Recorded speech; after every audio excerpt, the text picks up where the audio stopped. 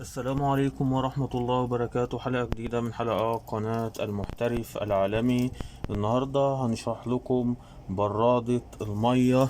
زي ما انتم شايفين معانا ديت برادة مية عادية، ودي الماسورة بتاعت المية الباردة، ودي الماسورة بتاعت المية السخنة. والتلات لمبات دول، اللمبة اللي في الوسط دي لمبة الباور، واللمبة اللي هي على اليمين ديت الكل اللمبة خاصة بالتبريد، خاصة بالكمبروسر لما يكون شغال بتكون قايدة.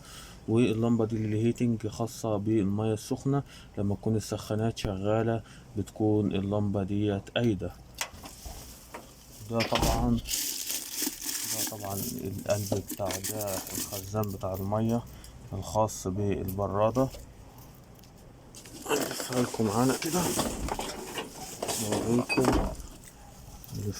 نوريكم الدايرة الخاصة بيها. ودي المفاتيح الخاصة بالبرادة. ده المفتاح الكهرباء ده اللي بيشغل الكمبروسر وبيفصله، بيشغل البارد أو تفصل البارد. والمفتاح ده بتاع السخان، بتشغل السخان أو تفصل السخان. ودي الرسمة، الدايرة البيانات الخاصة بالبرادة بتاعتنا.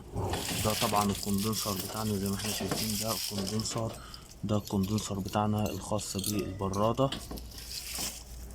وهنفتح معانا كده هنشوف اللي تحت. ده الكمبروسر بتاع البرادة الخاص بالبرادة، وزي ما انتم شايفين هو بيكون حجمه صغير جدا زي ما انتم شايفين. وده معانا ده الخزان بتاع المية السخنة.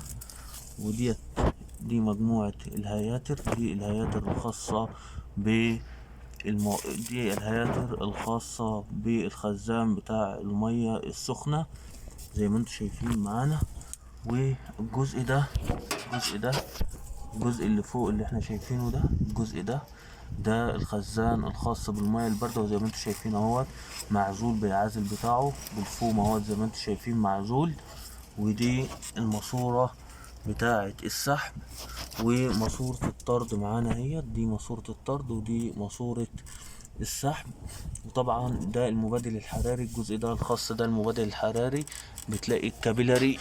بتلاقي الكابيلاري موجود مع الماسورة بتاعة السحب زي ما احنا شايفين. الكابيلاري ملفوف على ماسورة السحب. ده المبادل الحراري الخاص بالبرادة. ده الكمبروسر طبعا الفلتر بتاعه اهوت. وده الكمبروسر زي ما احنا شايفين. الجزء الموجود هنا ده اللي مقفول ده الجزء ده الخاص بالثرموستات بتاعة البرادة.